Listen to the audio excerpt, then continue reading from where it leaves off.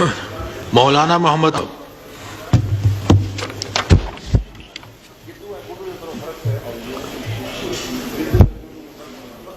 نحمده ونصلي على رسوله النبي الكريم أما بعد فأعوذ بالله من الشيطان الرجيم بسم الله الرحمن الرحيم وَلَنَبْلُوَنَّكُمْ بِشَيْءٍ مِّنَ الْخَوْفِ وَالْجُوعِ وَنَقْصٍ مِّنَ الْأَمْوَالِ وَالْأَنفُسِ وَالثَّمَرَاتِ وَبَشِّرِ الصَّابِرِينَ الَّذِينَ إِذَا أَصَابَتْهُم مُّصِيبَةٌ قَالُوا إِنَّا لِلَّهِ وَإِنَّا إِلَيْهِ راجعون.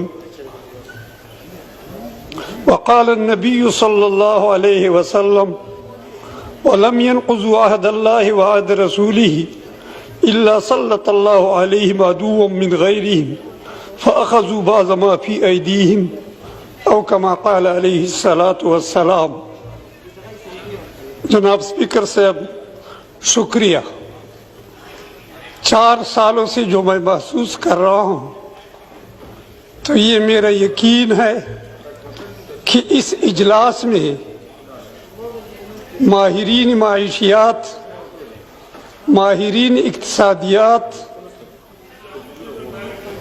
مختصر یہ ہے کہ دنیا کی امور میں میرے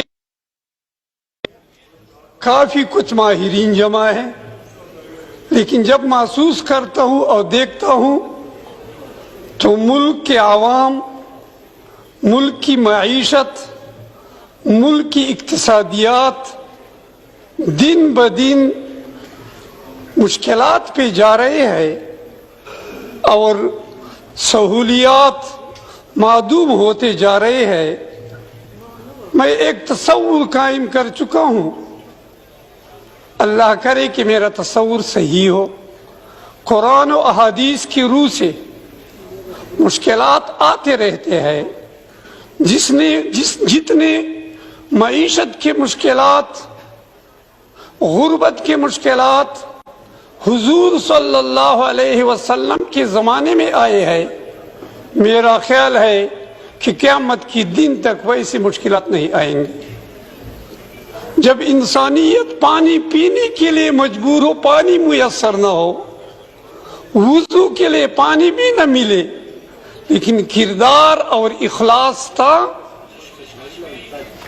پانی نہ ہونے کی درخواست حضور صلی اللہ علیہ وسلم کے سامنے پیش کی جاتی ہے. حضور صلی اللہ علیہ وسلم اللہ تعالیٰ کی طرف متوجہ ہوتے ہیں، دعا کرتے ہیں، پھر سینکڑوں آدمیوں کے لیے اسی مجلس میں پانی کی سہولیات مہیا ہو جاتے ہیں. آج جب میں محسوس کر رہا ہوں دنیا کے اسباب کے بارے میں سوچ و فکر انسانیت کی عروج تک پہنچ گئی ہے، لیکن جو سبق ہمیں قرآن اور احادیث دے رہے ہیں شاید خدا نہ کرے ہم اس سے محروم نہ ہو. اس حالات میں کہ خطے دنیا میں پاکستان واحد ایک ایسا ملک ہے جو لا الہ الا اللہ کے نام سے بنایا گیا ہے، لیکن ہمارا سوچ اس ماحول میں کس طرف جا رہا ہے اور قرآن شریف ہمیں کیا سبق دے رہا ہے. میں مختصراً 2 آیات کا مطلب پیش کر رہا ہوں اور 2 احادیث پیش کر رہا ہوں. اللہ مجھے توفیق نصیب فرما دے اور ہمارے متحدین اور موجودہ حکومت کو اس طرف متوجہ ہونے کی توفیق نصیب فرما دے. مجھے یقین ہے، 100% یقین ہے کہ بہت مختصر وقت میں انشاءاللہ اس ملک کو اللہ اس مشکلات سے نکال دے گا.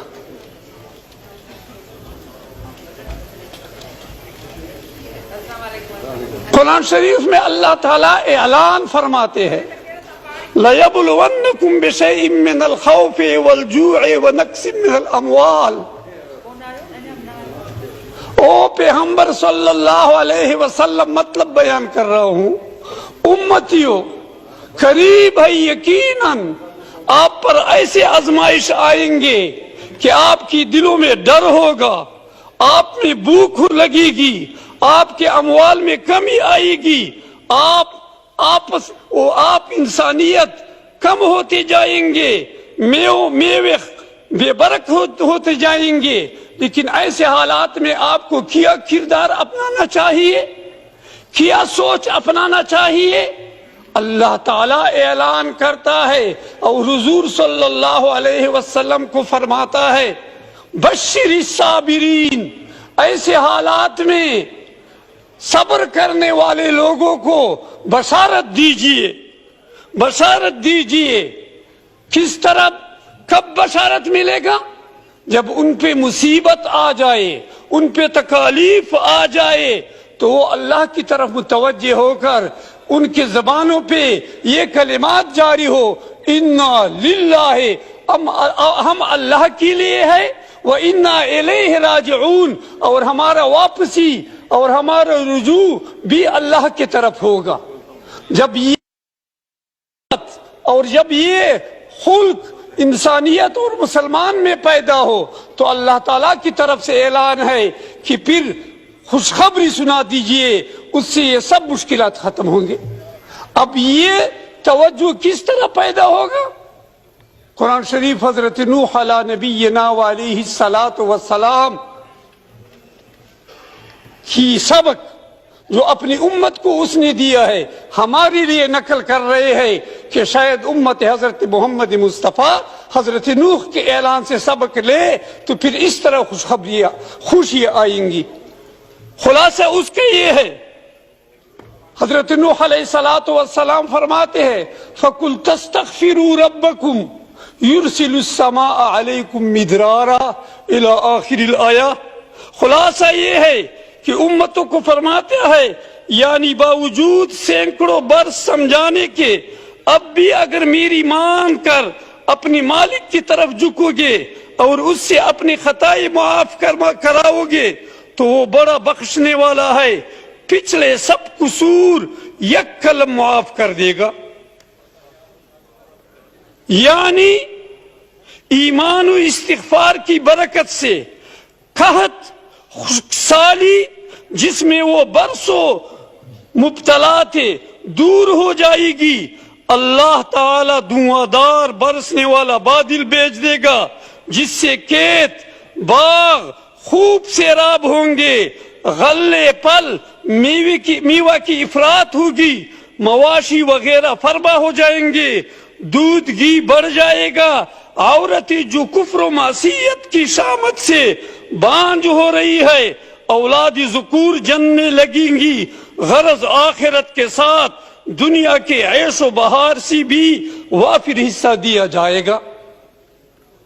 حضور صلی اللہ علیہ وسلم، مختصراً 2 حدیث پیش کرتا ہوں۔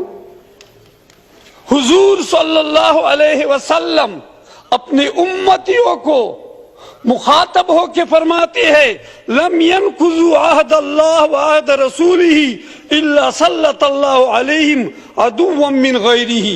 او میرے پیارے امتیوں، آپ اللہ کی عہد اور رسول کی عہد کو نہیں توڑیں گے مگر توڑنے کے ساتھ اللہ آپ پر اپنا دشمن مسلط کرے گا۔ کس طرح مسلط ہوگا؟ جو آج میں سوچ رہا ہوں میرے خیال میں وہ دشمن IMF کی صورت پہ ہم پہ مسلط ہو چکا ہے۔ فَأَخَذُوا بَعْضَ مَا فِي أَيْدِيهِمْ، وہ اپنے منصوبوں اور اپنے سازشوں سے وہ اموال جو آپ کی اپنی ملکیت ہے آپ سے لیں گے۔ دوسرا اعلان حضرت عمر صاحب کا نقل کر رہا ہوں، اپنی علاقے کی ضروریات پیش نہیں کر رہا ہوں۔ بجلی کے بارے میں میں نے پہلا عذر درخواست پیش کی تھی، آپ نے رولنگ دیا تھا، علاقے میں کچھ فرق نہیں آیا ہے، بجلی کا وہی معاملہ ہے جو پہلے تھا۔ تاریخ میں آتا ہے کہ حضرت عمر رضی اللہ تعالی عنہ کو ایک اپنی لشکر کی طرف سے خوشخبری پہنچائی گئی کہ آپ کی لشکر نے فتح حاصل کی ہے۔ اللہ ہمارے بجٹ بھی ہماری ملک کے لیے خوشخبری کا ذریعہ بنا دے۔ عوام کے لیے خوشخبری کا ذریعہ بنا دے. اس بجٹ میں اللہ ایسے اثرات پیدا کرے کہ ملک کے لیے خوشحالی کا باعث بنے. لیکن کس طرح بنے گا؟ میں حضرت عمر کا وقت کی بات نقل کر رہا ہوں. اطلاع پہنچی لشکر کامیاب ہو گیا ہے.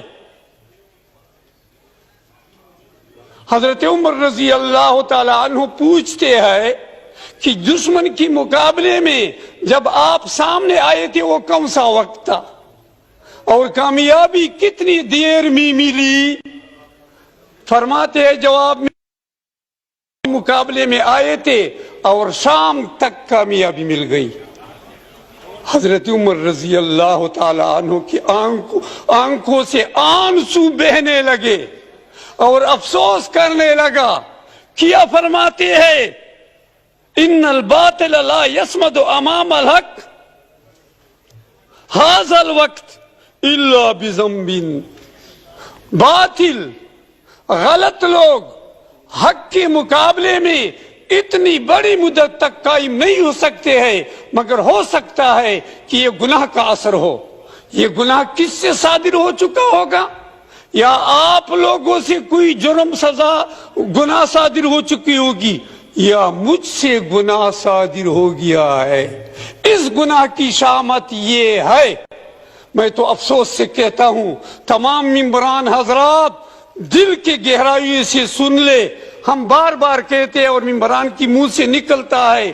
میں بہت افسوس محسوس کرتا ہوں کہ ہمارے سروں پہ اللہ تعالیٰ کی 99 نام لکھے گئے ہیں. لیکن گریبان میں جھانکنا چاہیے کہ یہ جب ہم اسمبلی میں بیٹھتے ہیں آیا ہماری دلوں میں اس ناموں کی کتنی قدردانی اور کتنا عظمت ہوتا ہے. صرف لکھنے سے تو کچھ نہیں بنتا. ہمیں تو ان کا عظمت رکھنا چاہیے. ہمیں تو ان ناموں کا لاگ رکھنا چاہیے. ہمیں اس ماحول میں ایسا ماحول پیدا کرنا چاہیے کہ اس ناموں کا عظمت ہو, توقیر اور بے قدری نہ ہو.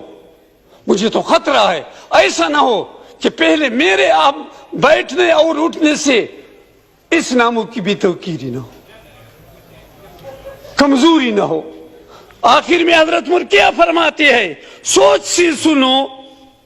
نحن امت لا تنتصر بالعدة والعتاد.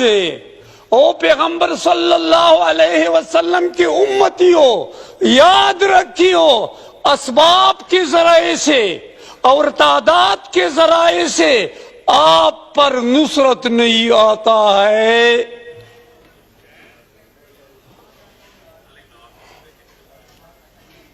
ولیکن تنتصر بقلة ذنوبنا وکثرت ذنوب الاعداء. آپ اور ہماری امداد اس وقت اللہ کی طرف سے آئے گی جب ہمارے گناہ کم ہوں گے اور دشمنوں اور مخالفوں کے گناہ ہم سے زیادہ ہوں گے. اور اگر مسئلہ الٹا ہو گیا فلو تساوت الذنوب, مسلمان اور غیر مسلمان کی جرم اور گناہ اللہ کی نسبت میں برابر ہو جائے, مسلمان میں گناہ کا فکر نہ ہو غیر مسلم میں جرم کا فکر نہ ہو, پھر اللہ کی عادت حضرت عمر رضی اللہ تعالی عنہ فرماتے ہیں انتصر علینا بالعندۃ والعتاد. اللہ ہمارے مقابلے میں اس دشمنوں کا امداد تعداد اور اسباب سے کر لیتے ہیں. میں حکومت وقت, میں وزیر اعظم, میں اپنے ممبران حضرات, اپنے ساتھی حضرات بشمول اپنی نفس کے اس طرف توجہ دلانا چاہتا ہوں کہ ہم ایسا نمونہ بنے جو حضرت ابوبکر صدیق اور حضرت عمر رضی اللہ تعالی عنہ مشکل حالات میں پیغمبر صلی اللہ علیہ وسلم کے سامنے امت کے غم میں کس طرح نمونہ بنے تھے. یہ ایک مختصر بات یا حدیث سنانا چاہتا ہوں, پھر بات ختم کرنا چاہتا ہوں, آپ کا پھر شکریہ ادا کروں گا. پیغمبر حضرت عمر رضی اللہ تعالی عنہ فرماتے ہیں اللہ ہمیں بھی یہ مزاج دے. فرماتے کہ میرا ہمیشہ یہ فکر ہوتا تھا کہ کبھی ایسا موقع آ جائے کہ اپنی ملک مدینہ منورہ کے عوام کی سہولت کے لیے پیغمبر صلی اللہ علیہ وسلم کے مطالبے پر میں اپنی مالی قربانی اس طرح سے دوں کہ ابو بکر صدیق سے میدان لے جاؤں۔ اچانک ایک دن ایسا موقع مل گیا، میرا تو امید ہے، میں دعوے سے کہتا ہوں پچھلی دنوں مجھے تو نام یاد نہیں ہوتے لیکن میرے سامنے قریب ایک ممبر سے اپنی تجویز دی تھی کہ ہم اہل ثروت بلکہ میرے خیال میں غریب بھی یہ جذبہ پیدا کرے کہ پہلے ہم نے ملک کو سنبھالنا ہے، سنبھلنے کے بعد پھر ہم نے ملک کو ترقی پہ روانہ کرنا ہے۔ جب ملک سنبھلا نہیں ہو، جب ملک کے اسباب کنٹرول نہیں ہوئے ہو، اس وقت تک جتنے منصوبے ترقی کے پیدا کیے جائے یہ ملک کے لیے مشکلات کا باعث بنیں گے، میرے خیال میں خوشی کی باعث نہیں بن سکتے۔ کس طرح صفت کھولنا چاہیے؟ حضرت پیغمبر صلی اللہ علیہ وسلم، ہم کہتے ہیں کہ ہمارے ہاں بجٹ کا کوئی سامان نہیں ہے، ہم IMF کے محتاج ہے۔